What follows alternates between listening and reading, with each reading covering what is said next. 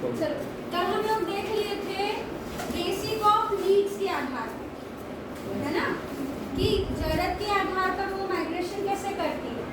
आज हम लोग अगला पढ़ेंगे, देखिए, टाइप्स ऑफ माइग्रेशन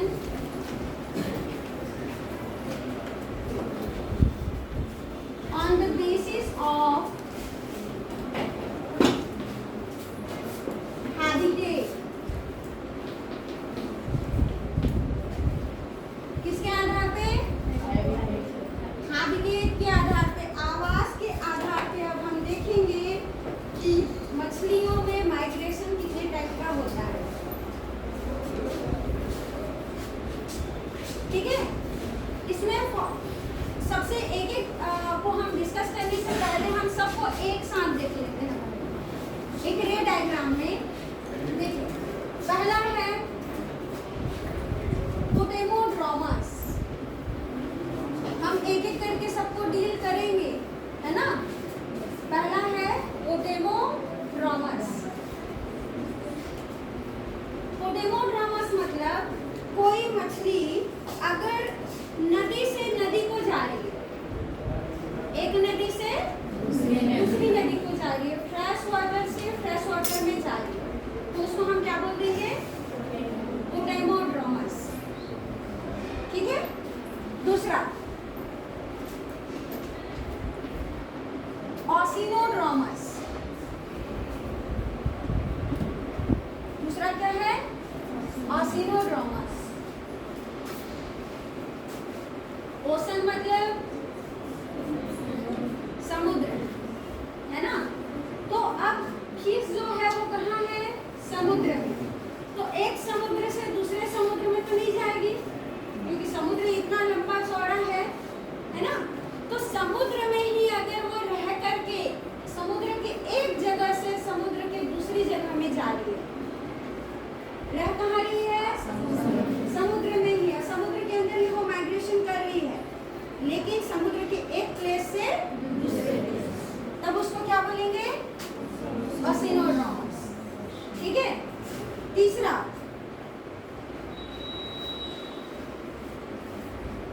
लिखिए इसमें डाइड्रोमस। तीसरा क्या लिखेंगे? डाइड्रोमस। डाइड्रोमस मीन्स क्या होता है?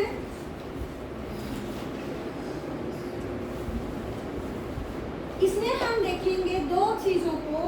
पहला है इसमें लिखिए, पहला है एनाड्रोमस और दूसरा होता है कैटाड्रोमस।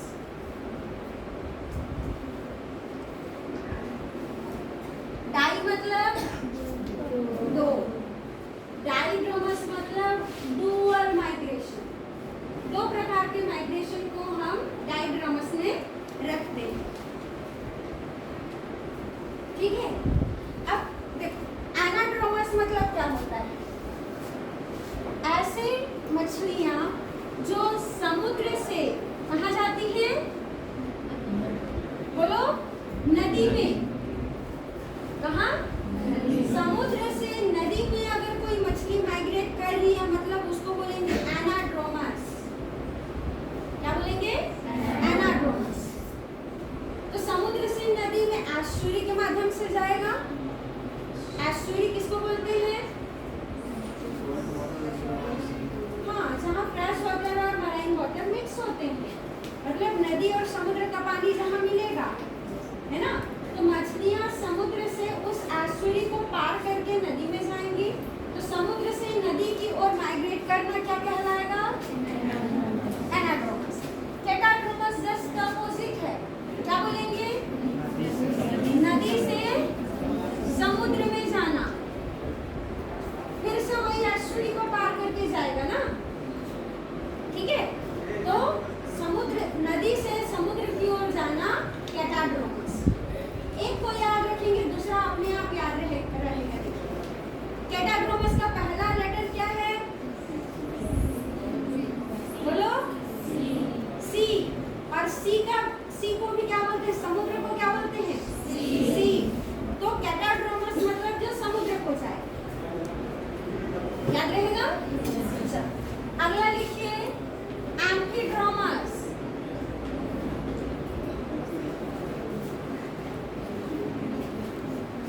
कुछ मछलियाँ नदी से नदी को जाती हैं, कुछ समुद्र में ही एक जगह से दूसरी जगह जाती हैं, कुछ समुद्र से नदी, कुछ नदी से समुद्र में, है ना। अब देखते हैं एम्फीड्रोमस। एम्फीड्रोमस मतलब कुछ मछलियाँ समुद्र से नदी की ओर जाती हैं तथा नदी से पुनः वह समुद्र में आ सकती है ना। एम्फी मतलब एम्फीबिया किसको बोलते हैं? जो जल और जमीन दोनों जगह है। एम्फी मतलब दो, इसका आवाज दो है, कभी वो समुद्र में कभी नदी में, है ना। तो जीव जो है वह समुद्र से नदी तथा नदी से समुद्र में अगर माइग्रेट करती हो तो उसको हम क्या बोलेंगे? एम्फीड्रोमस। ये है। अगला लिखिए इसी में लैटिट्यूडनल। एक एक करके सबको पढ़ेंगे ना आगे। लैटिट्यूडनल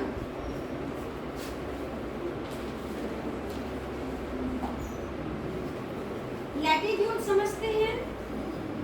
एल्टीट्यूड और लैटिट्यूड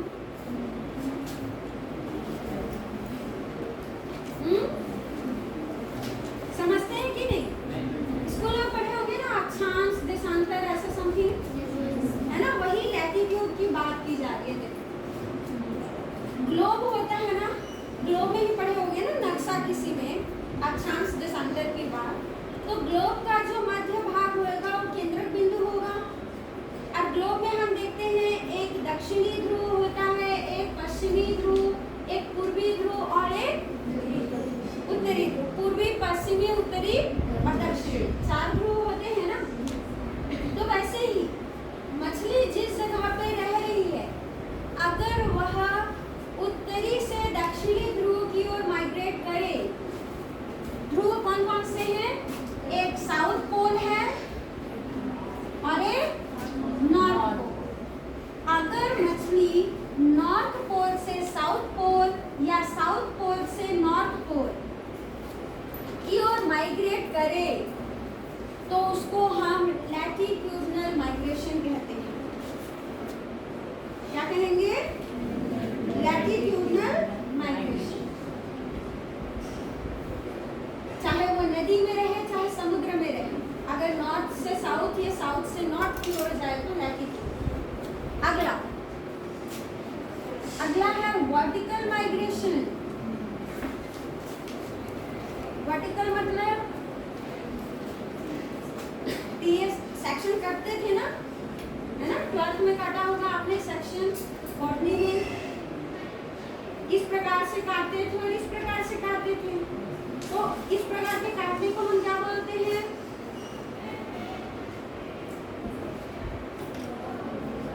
बोलो। वर्टिकल और एक हॉरिजॉन्टल। आप लोग बैठे भी हो ना, तो एक ऐसे बैठे हैं और एक ऐसे बैठे हैं ना, तो ऐसे बैठने को बोलते हैं लॉन्गिट्यूडनल और ऐसे को वर्टिकल, खड़ी। क्या बोलेंगे? खड़ी खड़ी, है ना। खड़ी काट को जिसको बोलते थे। तो वर्टिकल मतलब अगर मछलियाँ समुद्र में ही हैं और समुद्र की सतह से समुद्र की गहराई की ओर जाएंगी। आप लोगों ने भी छलांग मारा होगा ना पानी में कभी। छलांग ऐसे मारते हैं क्या? वो तो तैरना हो जाएगा फिर। छलांग मारना मतलब ऊपर से नीचे की ओर जाना या नीचे से ऊपर की ओर आना। तो समुद्र की सतह से समुद्र की गहराई में माइग्रेट करना या गहराई से सतह पर आना क्या कहलाएगा? Vertical migration. सरफेस से गहराई, डेप्थ में, या डेप्थ से सरफेस की ओर आना। ठीक है, उसको क्या बोलेंगे अपन? वर्टिकल। लास्ट अगला लिखो सॉर्बर। लास्ट है सॉर्बर। ऊपर में लिखा हुआ है SHOREWARD। सॉर्बर। सोर मतलब SHORE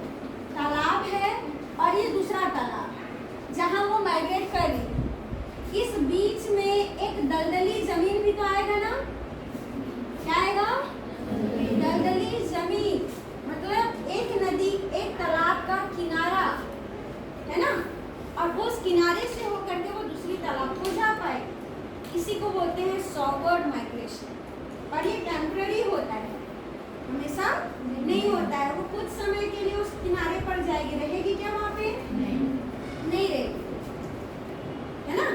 तो ये हमारे 7 प्रकार के हैबिटेट के आधार पे हम माइग्रेशन को डील करेंगे, है ना।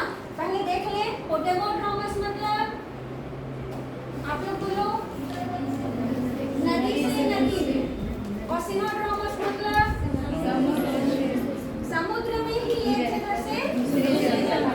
डाइड्रोमस मतलब 2 टाइप का। एनाड्रोमस मींस नदी, और अगर नदी से समुद्र गए तो एम्फीड्रोमस मतलब नदी से समुद्र में अगर आए। लैटिट्यूडनल मतलब साउथ पोल से नॉर्थ और नॉर्थ से साउथ, अगर ऐसे माइग्रेशन कर रही है तो उसको लैटिट्यूडनल। वर्टिकल मतलब सरफेस से डेप्थ और डेप्थ से सरफेस। और सॉवर्ड मतलब, है ना, अपने आवास के किसी किनारे से होते हुए किसी दूसरे हैबिटेट में जाना, ये सॉवर्ड मूवमेंट या सॉवर्ड माइग्रेशन कहलाता है। अब एक एक को डील करें, ठीक है। सबसे पहले हम देखेंगे पोटेमोड्रोमस। तो हेडिंग डालिए पोटेमोड्रोमस।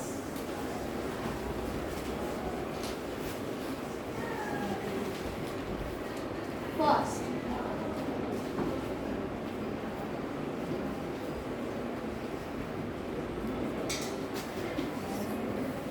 माइग्रेशन।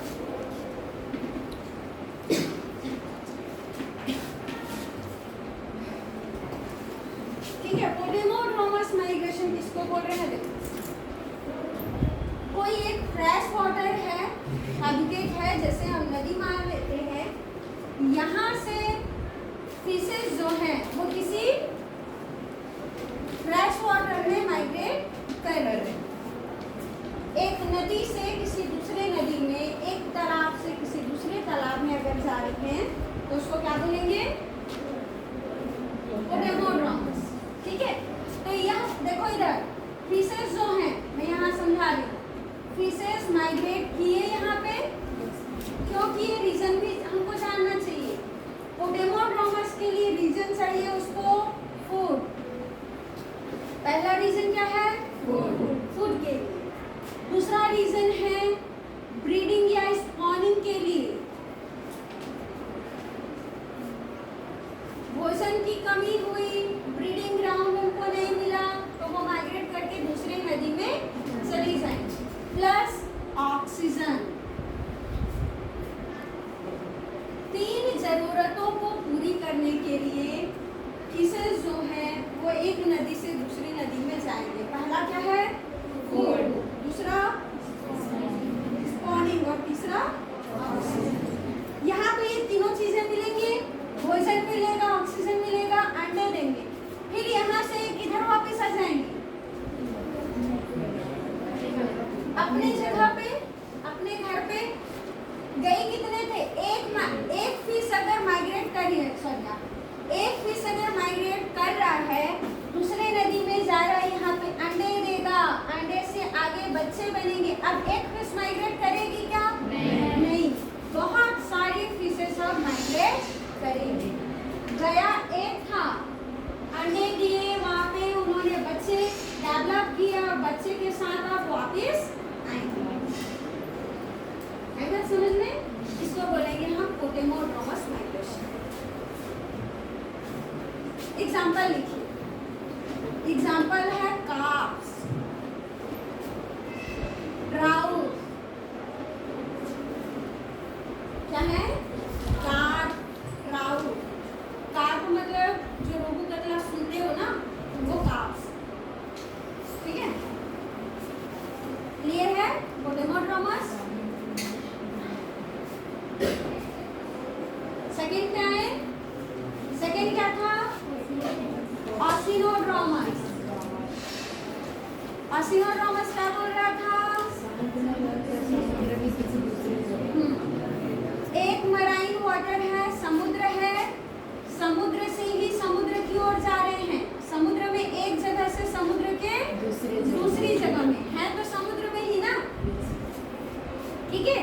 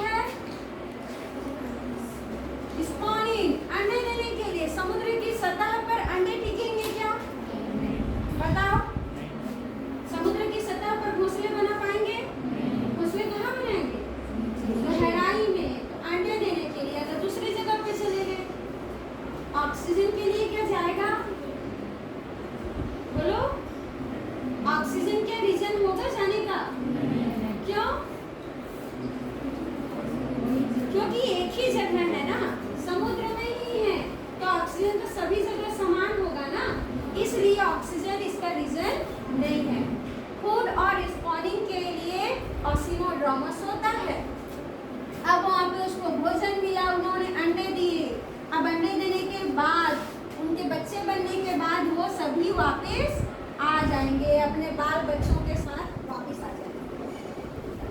ये एक थे और पूरी अपनी फैमिली के साथ वापस। आई बात समझ में, है ना? एग्जाम्पल लिखे इसमें, प्लूपिया,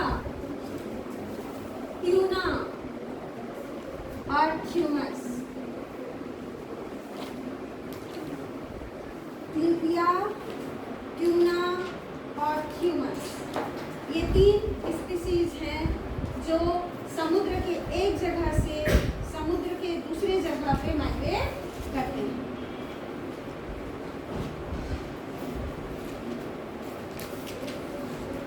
यहाँ तक समझ आ गया है? चलो तीसरा लिखिए। तीसरा क्या था? डाइड्रॉमस।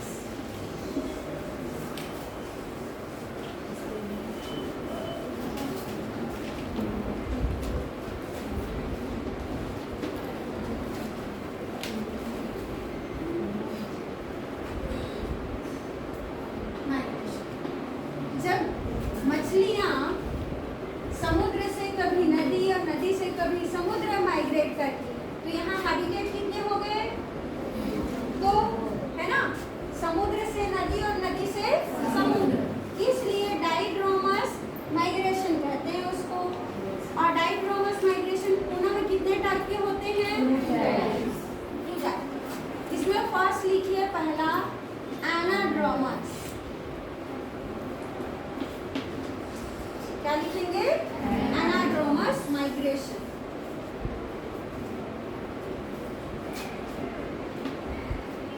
एनाड्रोमस माइग्रेशन किसको बोलेंगे? जब फिशेस समुद्र से नदी में माइग्रेट करें, तो देखते हैं समुद्र, है ना? समुद्र से ना, समुद्र से कहाँ जाएगी वो? नदी में। डायरेक्ट नदी में चली जाएगी, एक रास्ता तय करेगी ना, उस रास्ता का नाम क्या है? एस्चुरी। और एस्चुरी से कहाँ पहुंच जाएगी वो? नदी। समुद्र में रह रही है तो ऐसी जगह पे जाएगी जहाँ समुद्र और नदी मिलेंगे ना, है ना? फिर वहां से वो नदी में चली जाएगी। ठीक, तो समुद्र से एस्चुरी से होते हुए वो नदी में पहुंच जाएंगे। ठीक है? किस लिए जाते हैं समुद्र से नदी में? रीजन बताओ। अंडे देने के लिए। अंडे देने के लिए और ब्रीडिंग, एक ही रीजन है। रीजन क्या है? ब्रीडिंग। अब ऐसा क्यों? है ना? देखो समुद्र का पानी कैसा? खारा। खारे पानी पे अगर अंडे देंगे, है ना, पेरेंट तो वहाँ जी रहे हैं, वो सहन कर रहे हैं खारे पानी को। अंडे क्या तुरंत खारे पानी को सहन करेंगे? नहीं, है ना?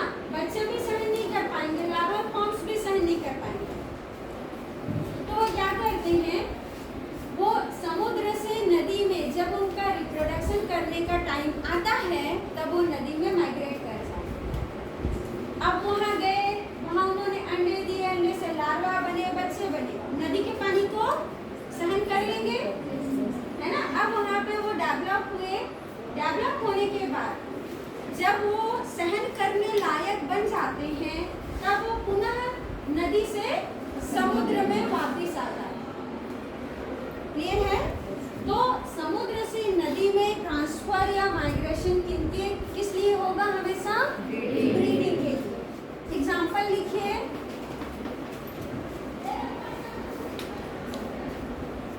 सैल्मन। क्या है? सैल्मन। व्हेल शार्क, स्टर्जन,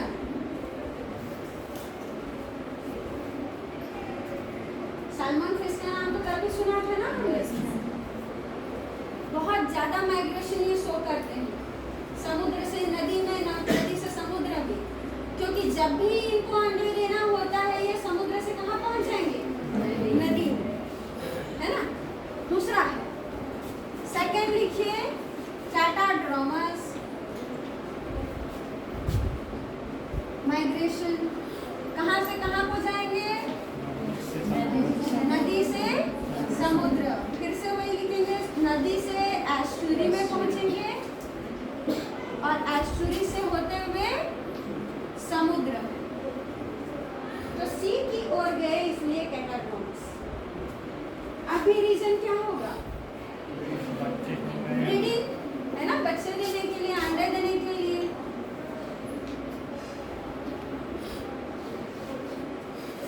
है ना, पूछे कि स्पीशीज ऐसे होते हैं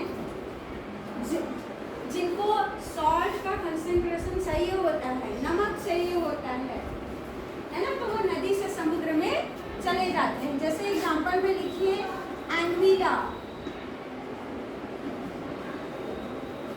जिसको हम फ्रेश वाटर ईल के नाम से जानते हैं। नदी में पाई जाने वाली एक प्रकार की ईल है ये एंविला, जो कि नदी से समुद्र में अपने प्रजनन के समय पे माइग्रेट करती है।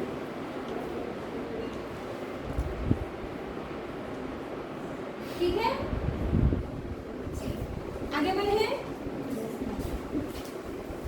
डाइड्रोमस के बाद क्या है?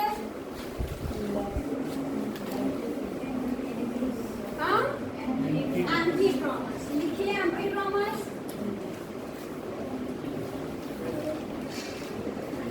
एम्फी मतलब हाँ, कभी नदी कभी समुद्र, है ना।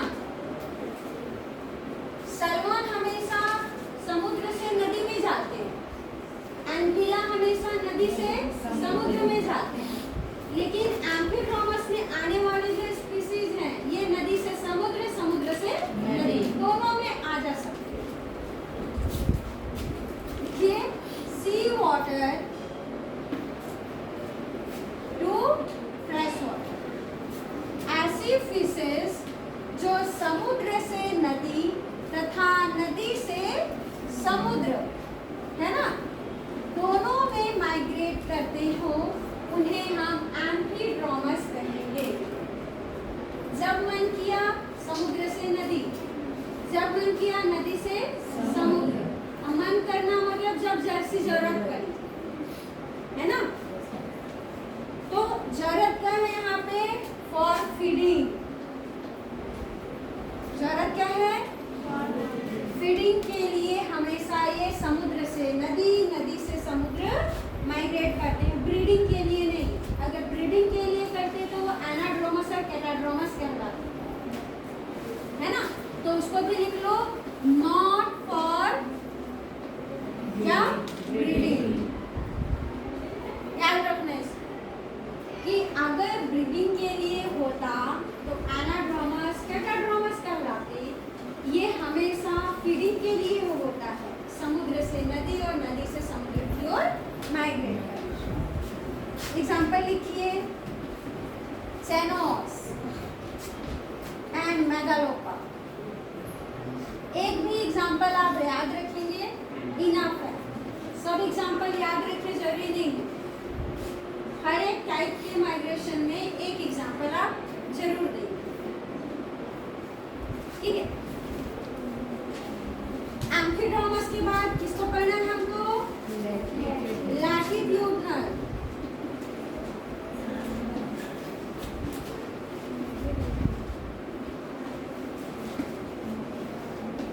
लैटिट्यूडनल माइग्रेशन मीन्स अगर कोई फेस साउथ पोल से नॉर्थ पोल की ओर जाती है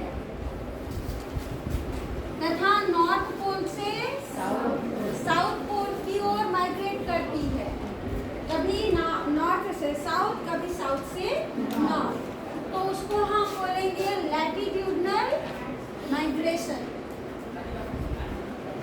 क्या बोलेंगे? Latitudinal migration. क्यों ये माइग्रेशन करती है ऐसे? कभी भी नॉर्थ से साउथ, साउथ से नॉर्थ क्यों जाती है? समुद्र में ही तो है ना, एक ही जगह है ना, एक ही जगह में रहते हुए कभी नॉर्थ से साउथ क्यों जाती है?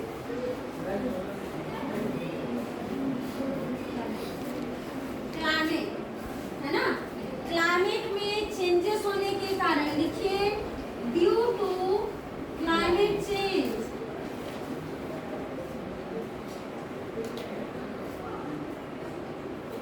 अगर एक समुद्र जानते हैं बहुत ज्यादा उसका डिस्टेंस होता है ना, लंबा होता है समुद्र, गहरा भी होता है, चौड़ा भी होता है ना। तो फिर जो है एक जगह से नॉर्थ से उठ के कहीं चली गई साउथ, क्योंकि वहां का जो इन्वायरमेंट है, क्लाइमेट है, वो सही नहीं है, उसके अनुकूल नहीं है ना। तब इसको बोलेंगे क्लाइमेटिक माइग्रेशन। तो लैटिट्यूडनल माइग्रेशन को हम क्लाइमेटिक माइग्रेशन भी बोल सकते हैं ना, है ना। क्या बोल सकते हैं? Climatic migration. क्योंकि मौसम में परिवर्तन हुआ तो फिशेस जो है दूसरी जगह पे मूव कर जाते हैं। एग्जाम्पल लिखिए, जैसे एक फिश है जिसका नाम है स्वॉर्ड फिश। नाम क्या है? Sword fish. यह फिश स्प्रिंग सीजन में, कौन से सीजन पे? मीन्स स्प्रिंग मतलब क्या बोल रहा है? सिका बसंत ऋतु, बसंत पंचमी बोलते हैं, हाँ बसंत ऋतु, ठीक है। स्प्रिंग सीजन में स्वॉर्ड फिश कौन से पोल पे चली जाती है? नॉर्थ पोल पे। और एक सीजन है, यही फिश एक सीजन है जिसका नाम है ऑटम सीजन। अब बताओ ऑटम मतलब? पतझड़। जब पत्ते झड़ते हैं, बसंत ऋतु में नए नए पत्तियां आती हैं और पतझड़ के टाइम पे पत्तियां झड़ती हैं।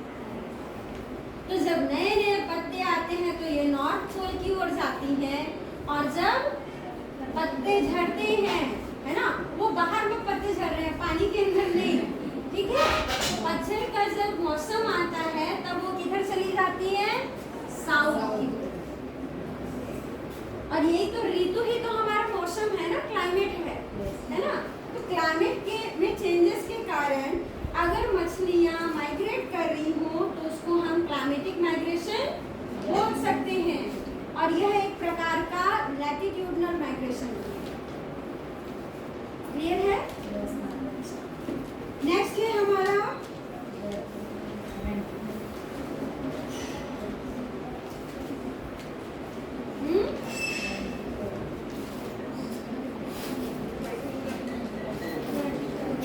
Vertical migration.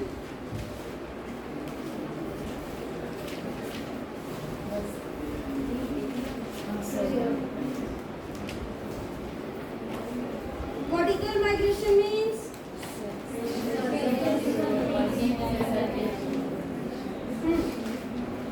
ठीक है, सरफेस से समुद्र की गहराई में और गहराई से सरफेस पर अगर माइग्रेट करेंगे तो उसको क्या बोलेंगे? Vertical migration.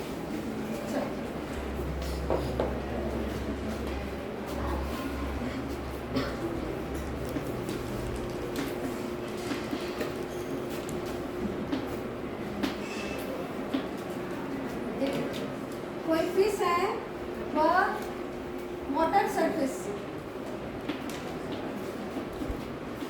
आप इसको डायग्रामेटिक शो कर सकते हो ना, है ना। एक नदी या तालाब बना दो, ऐसे डायग्राम में ऊपर से नीचे की ओर उसको मूव करा या नीचे से ऊपर की ओर मूव करा।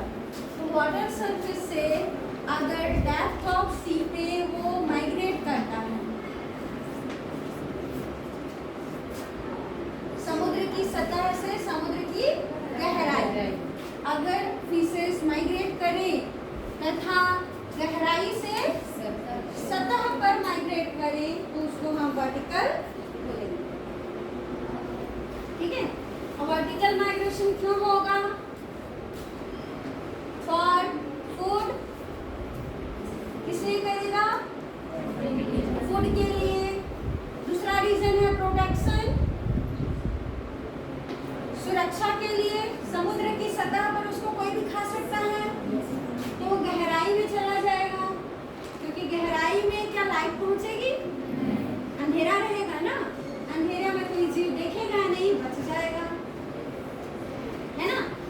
सुरक्षा के लिए भी ये वर्टिकल माइग्रेशन करते हैं और प्लस स्पॉनिंग के लिए, क्योंकि स्पॉनिंग के लिए ग्राउंड कहाँ मिलेगा? नीचे में। नहीं तो छिछला पानी में घोंसले नहीं बना सकते। घोंसले बनाने के लिए उनको जमीन चाहिए ही चाहिए, है ना? तो फूड के लिए, प्रोटेक्शन के लिए और स्पॉनिंग के लिए समुद्र की सतह से समुद्र की गहराई या गहराई से सतह पर ये माइग्रेट करते हैं। एग्जाम्पल लिखिए, स्वॉर्ड फिश जो अभी अभी पतझड़ और बसंत ऋतु में माइग्रेट कर रही है, उसी मछली की बात अगर हम करें तो यह वर्टिकली भोजन के लिए यह माइग्रेट करती है सरफेस से गहराई पे, है ना? ये हमेशा माइग्रेट करती है भोजन के लिए। हर दिन ऊपर से नीचे जाएगी भोजन की खोज में, फिर वापस आ जाएगी, है ना? तो इसको बोलेंगे वर्टिकल माइग्रेशन। और लास्ट है हमारा क्या है? Forward migration.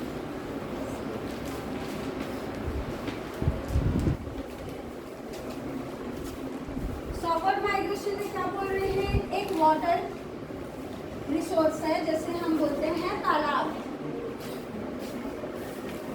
ठीक है? एक तालाब से दूसरी तालाब में कोई मछली माइग्रेट कर रही है, सीधे तालाब से तालाब तो नहीं जाएगी, क्योंकि दो तालाबों के बीच, है ना, एक किनारा होगा ही होगा, है ना? तो एक जमीन आएगा उस बीच वाले भाग में, वो जमीन कैसा होगा? मार्सी होगा। कैसा होगा? मार्सी। कल ही हम लोगों ने पढ़ा है, मछली के अनेकों आवास होते हैं, है ना? वो नदी में भी पाई जा सकती है, तालाब में भी पाई जा सकती है, समुद्र में भी और दलदली एरिया में भी। तो तालाब के किनारे जो दलदली एरिया होगा, उसी को पार करते हुए ये कहाँ पहुंचेंगे? तालाब में। तो तालाब का जो किनारा दलदली लग रहा है, किनारा ही है ना? तो जब कोई फिश एक तालाब से किनारे से होते हुए दूसरे तालाब में पहुंचते हैं, एक छोर के द्वारा पहुंचते हैं, तो उसको हम फॉरवर्ड माइग्रेशन कहते हैं।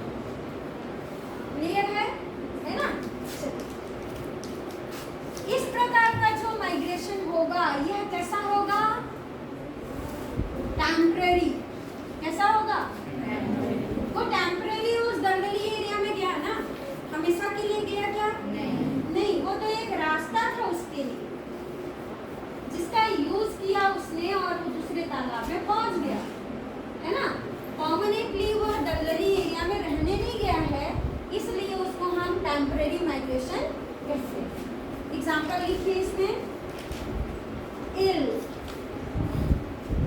जो कल हमने बोला था सांप जैसे दिखने वाला मछली, वह पानी में तो तैर रही है, लेकिन जब दलदली एरिया में जाएगा तो दलदली एरिया में हम भी जाएंगे तो कैसे करेंगे? बताओ, हमारे पैर हैं, हमारे हाथ हैं, सब कुछ है ना? दलदल में अगर फंस जाएगा कोई इंसान तो कैसे करेगा? चलेगा दलदल में? कैसे करेगा? इमेजिन करो, गौरी बोल रही है ऐसे ऐसे करेंगे, कैसे करेंगे बताओ दलदल में? बोल नहीं पा रहे हो? दबते जाएंगे। हाँ? और दबते जाएंगे। एक दलदल वाला एरिया है जहाँ चलना बहुत मुश्किल है, वो दबेंगे तो जरूर, लेकिन अगर वो छिछला है तो, गहराई वाला नहीं है तो ये चलना ही बोलते हैं, ये घसीटना बोलते हैं। क्या बोलते हैं? जहाँ हमारा पैर उठे ही ना, चल ना पाए तो क्या करेंगे? हम अपनी बॉडी को घसीटेंगे। दलदल में क्या करेंगे? घसीटेंगे। तो जो मछली के समान जो जीव की, समझना, जब वो एक तालाब से दूसरे तालाब में जा रही है दलदल एरिया को क्रॉस करते हुए, तो अपनी बॉडी को घसीटेगी ना, इसलिए वो इल जैसे दिखाई देती है। अडॉप्ट किया उसने बॉडी को, क्योंकि जब वो दलदल में जाएगी तो वो अपनी बॉडी को ऐसे सांप के जैसे वो लौटते हुए घसीटते हुए जाएगी।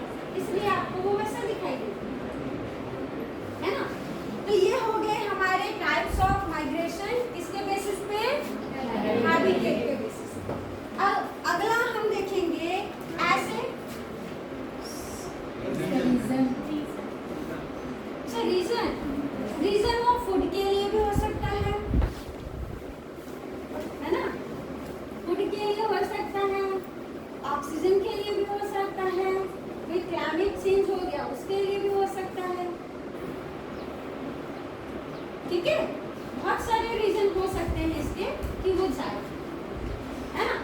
अब चलिए अब देखते हैं मछलियां जो इतने प्रकार की माइग्रेशन कर रही है, उसको करने के लिए कोई ना कोई कारक तो होगा ना, कोई ना कोई फैक्टर तो रेस्पॉन्सिबल होगा जिसकी वजह से वो माइग्रेट करती है। तो लिखिए फैक्टर्स इन्फ्लुएंसिंग माइग्रेशन। ऐसे कौन कौन से फैक्टर हैं जो फिशेस में माइग्रेशन के लिए प्रभावित करती हैं, उत्प्रेरित करती हैं कि माइग्रेशन करो? क्या क्या हो सकता है?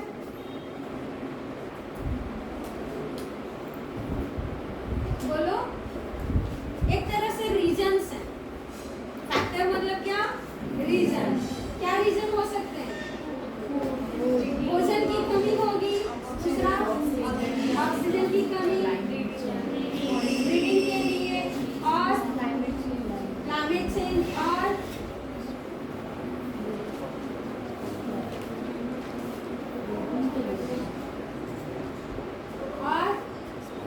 प्रोडक्शन के लिए करेंगे ना। उन्हीं सबको एक एक करके देखते हैं। पहला लिखिए, पहला फैक्टर है गोनैड्स। क्या है? गोनैड्स। जो बोल रहे हो ब्रीडिंग के लिए, तो ब्रीडिंग कब करेगा? कोई भी मछलियां ब्रीडिंग करेंगी, उनके गोनैड्स मैच्योर होंगे तब ना, है ना। तो गोनैड्स जो हैं या उनके गोनैड्स जब डेवलप होते हैं तो उनके सेक्सुअल ऑर्गन्स भी डेवलप होंगे,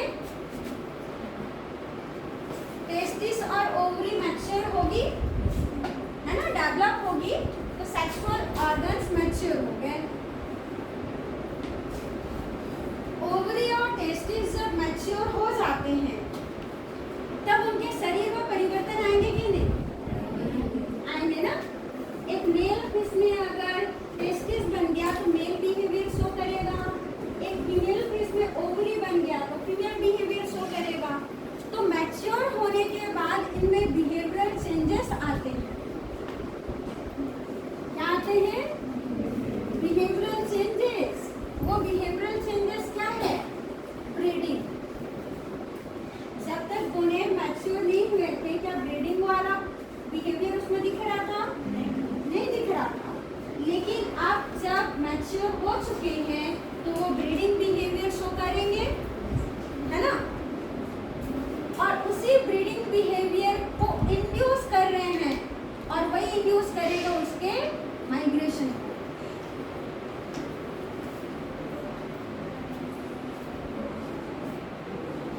ठीक है, मछलियां जब डेवलप नहीं हुई थी पूरी तरीके से, उनमें गोनेड डेवलप नहीं हुए थे, गोनेड मैच्योर नहीं हुए थे, ब्रीडिंग बिहेवियर आएगा नहीं।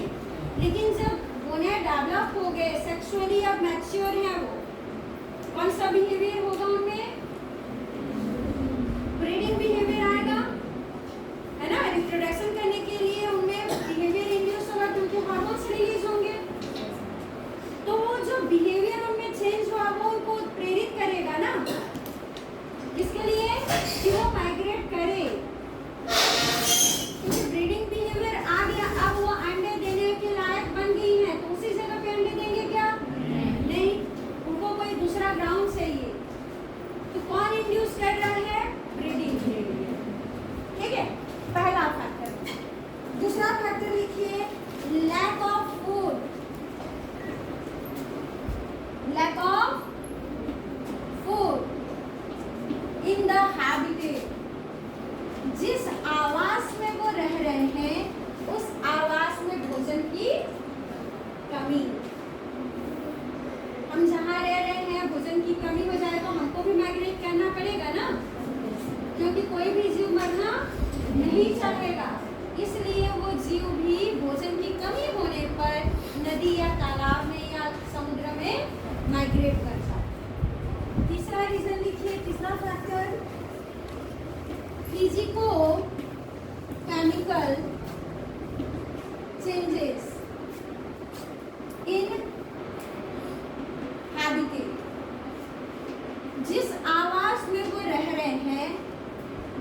फिजिको केमिकल चेंजेस हो जाए। क्या हो जाए?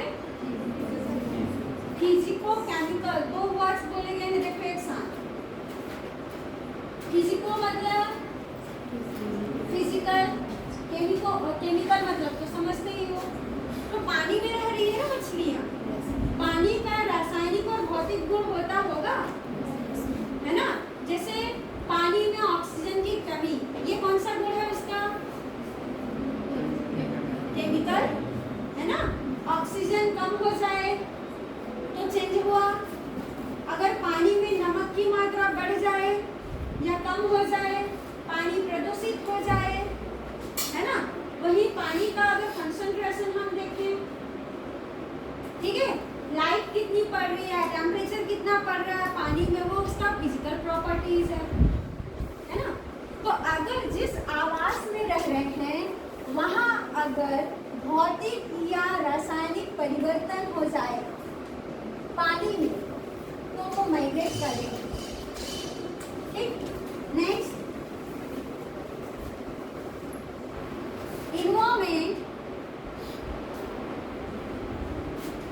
इन्वायरमेंटल या क्लाइमेट चेंज।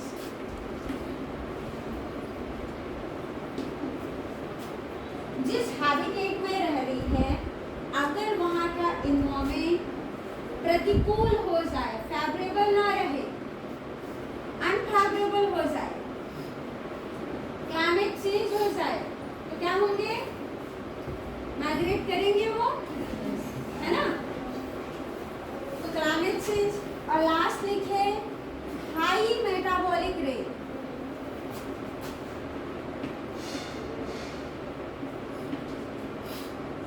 समझते हैं हाई मेटाबॉलिक रेट?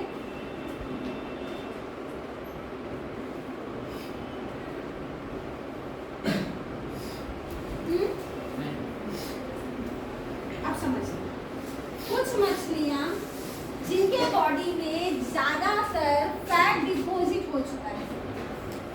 क्या डिपॉजिट हो गया है? फैट मतलब आपकी भाषा में क्या होता है? फैट मतलब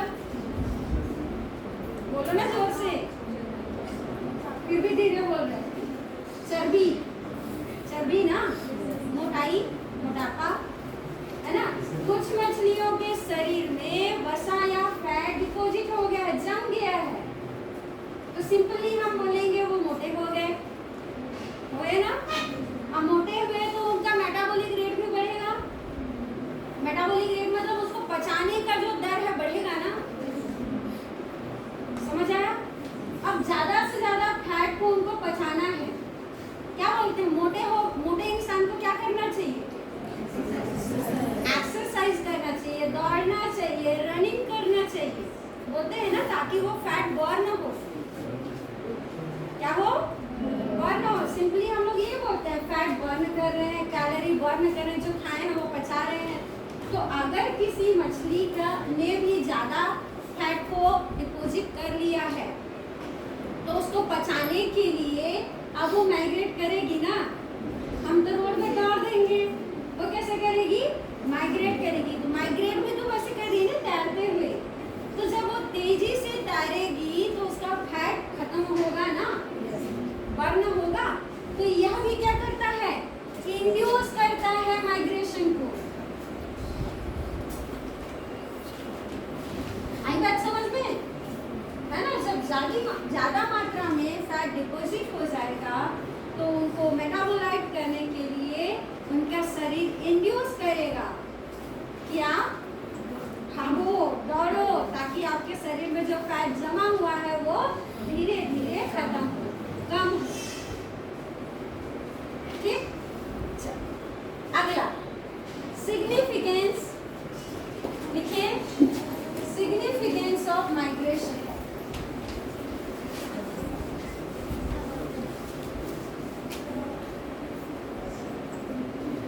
Significance means, बोलो, महत्व। क्या? महत्व। और महत्व क्या एक ही होता है? लाभ ही होता है क्या? नहीं। लाभ के साथ हानि भी होगी। तो हम पहले देखेंगे देखेंगे क्या उससे हानियां होती हैं, हार में क्या पहुंचता है। पहला लिखिए बेनिफिट। क्या बेनिफिट मिलता है माइग्रेशन से इनको? फूड मिलता है, एक फेवरेबल उनको कंडीशन मिल जाता है, ब्रीडिंग के लिए ब्रीडिंग ग्राउंड मिल जाता है, प्रोटेक्शन मिल जाता है। ये सब क्या है? बेनिफिट्स है ना। तो फर्स्ट लिखिए प्रोवाइड एबंडेंस ऑफ फूड। भाई उसके जगह में भोजन की कमी हुई थी, उसने माइग्रेट किया दूसरी जगह पे जहाँ भोजन बहुत ज्यादा है, ज्यादा भोजन मिल गया उनको। ठीक। दूसरा प्रोवाइड शेल्टर, उनको रहने के लिए दूसरा घर मिलता है। शेल्टर मतलब छत, आश्रय, पनाह, है ना। तो मान लो जिस जगह पे वो रह रहे हैं वहाँ का वातावरण प्रतिकूल हो गया उनके लिए, तो ऐसी जगह पे उन्होंने माइग्रेट किया जिन्होंने उसको आश्रय दिया, सहारा दिया, तो छत मिल रहा है उनको रहने के लिए। चलिए तीसरा लिखिए प्रोटेक्ट फ्रॉम अनफेवरेबल कंडीशन।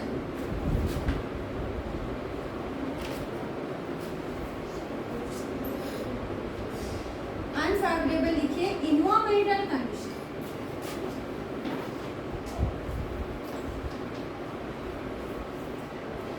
जिस जगह पे रह रहे हैं बाहर का वातावरण प्रतिकूल, माइग्रेट करके कहाँ जाएंगी? बोलो, अनुकूल वातावरण में। मतलब उस प्रतिकूल वातावरण से बच जा रहे हैं ना वो, है ना।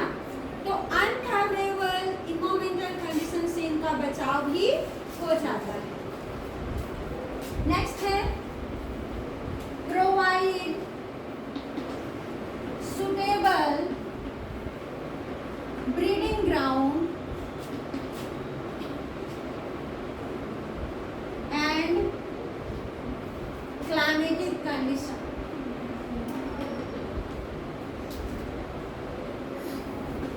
माइग्रेशन से उनको एक अच्छा क्लाइमेट वाला वातावरण मिल जाता है, उनको ब्रीडिंग करने के लिए ब्रीडिंग ग्राउंड मिल जाता है ना।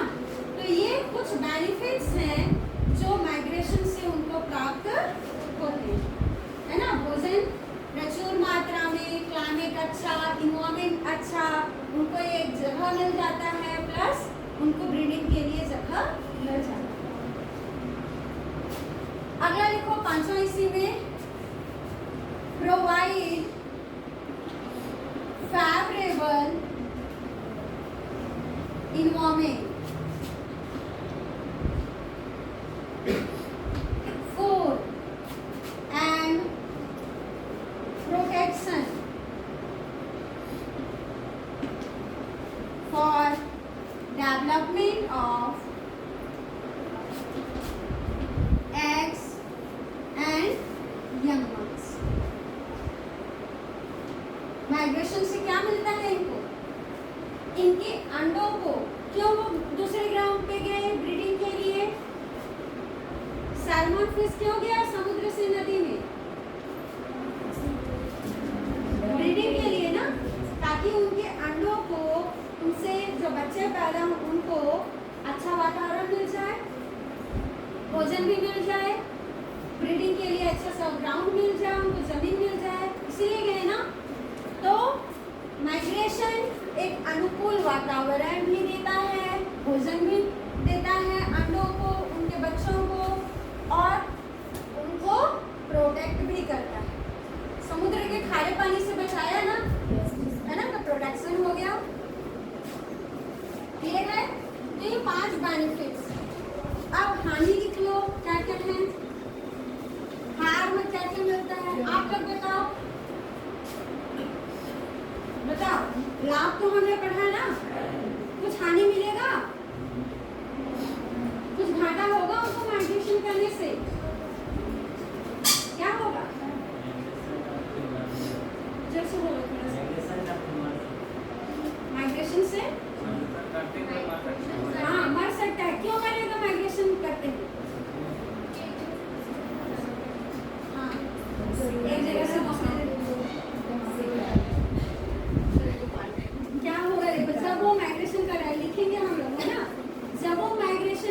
गया है तो माइग्रेशन के दौरान हो सकता है कोई जीव उसको खा ले, हो सकता है ना, मरने के चांसेस ज्यादा, मर जाएगा वो। दूसरा ये है कि जब वो माइग्रेट कर रहा है, मान लो नॉर्थ से साउथ की ओर जा रहा है, समुद्र से नदी की ओर जा रहा है, अचानक से वातावरण परिवर्तित हो जाए, समुद्र से नहीं एक जगह से दूसरी जगह जा रहा है, आप जानते हो लहर जोर से होता है, ज्वार भाटा समुद्र में आता है ना। तो अगर वातावरण परिवर्तित हो जाए किसी न किसी प्रकार से, तब क्या होगा, वो मर जाएगा, चांसेस कम होंगे जीने। और कुछ ऐसे माइग्रेट जो माइग्रेट कर रहे हैं, जो जा रहे हैं, दूरी ज्यादा है और वो माइग्रेट ही कमजोर है, क्या है, कमजोर है और दूरी बहुत ज्यादा है। कमजोर व्यक्ति को बोलो दौड़ो, कितना दूर तक दौड़ेगा, बोलो कितना दूर तक दौड़ेगा, थोड़ा दूर तक, और थोड़े दूर दौड़ने के बाद बोलेगा थक गया। यहाँ थकने की बात नहीं है, वो उस वातावरण को इसलिए छोड़ के जा रहा है क्योंकि वो प्रतिकूल है, आधे रास्ते में गया और खत्म, तो हानि हो रही है ना, उसी को हम देखेंगे। चलो फर्स्ट लिखिए, risk of predation during migration. Migration के दौरान उनको कोई खा लेगा, इसका खतरा हमेशा बना रहेगा, क्योंकि मछली ऐसी जीव है जिसको उसके बड़े जीव खाएंगे ही खाएंगे, फूड चेन वाले जीव, तो किसी के खाने के जो खाने का खतरा जो है हमेशा बना रहेगा, है ना। दूसरा, sudden changes in climate, weather, hypoxia, tired the migrants may cause death.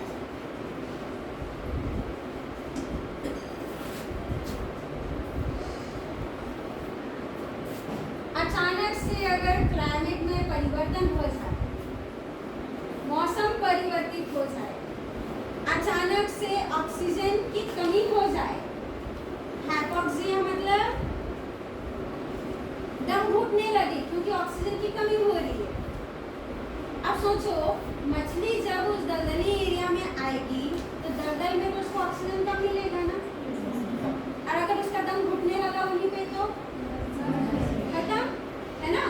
तो क्लाइमेट में अचानक से परिवर्तन आ जाए, ऑक्सीजन में कमी आ जाए, तो वह जो माइग्रेंट है वो थकेगा, है ना, और हो सकता है कि वो मर भी जाए। तो ये सब जो फैक्टर्स हैं ये उसके मरने का कारण बन सकते हैं। तीसरा है वीक माइग्रेन्स, जो कमजोर माइग्रेन होगा, है ना, may be die during the long distance and duration of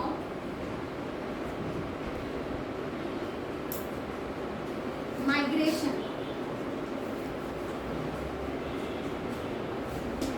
जो कमजोर माइग्रेंट होगा, अगर लंबी दूरी है माइग्रेशन की, ज्यादा टाइम ले रहा है, दूरी भी ज्यादा है, तो वो क्या हो जाएंगे, मर जाएंगे, है ना। तो तीन कारण हैं, पहला कोई खाना ले, दूसरा क्लाइमेट में परिवर्तन, ऑक्सीजन में की कमी हो जाए, या तीसरा दूरी ज्यादा हो, है ना। तो माइग्रेशन तो इनमें होगा, लेकिन मरने का खतरा भी इनमें हमेशा बना रहेगा। क्लियर है। लास्ट देखते हैं रेफरेंस, बता दूं,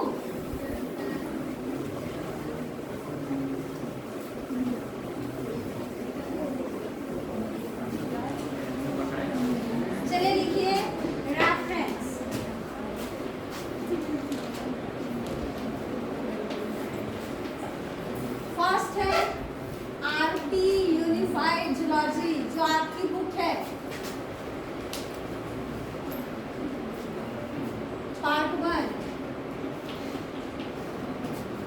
डॉक्टर एस एम सक्सेना।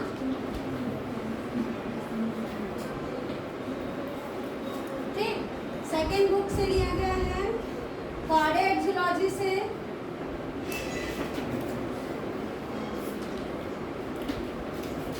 ये फॉरेन राइटर की बुक है, E.L. Jordan and P.S. Verma. Third है modern text book of zoology,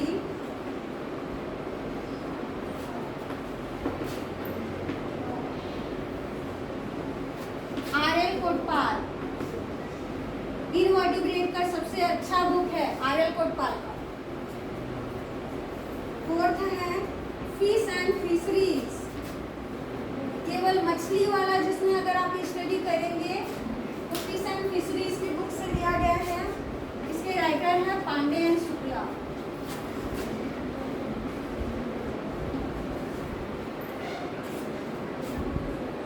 ठीक है, तो चार और भी बहुत सारे बुक हैं, कुछ जो टॉपिक्स हैं वो नेट से लिए गए हैं, है ना।